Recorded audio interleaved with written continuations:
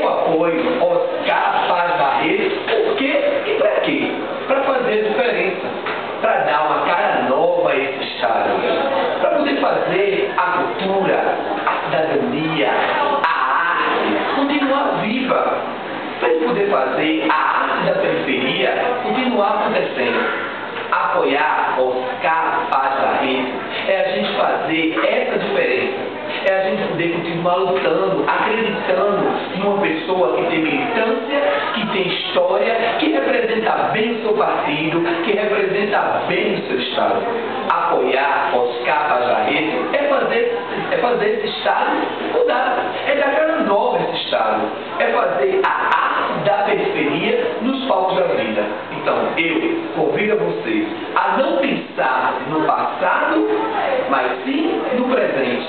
O presente que é agora, para que a gente possa fazer um futuro diferente.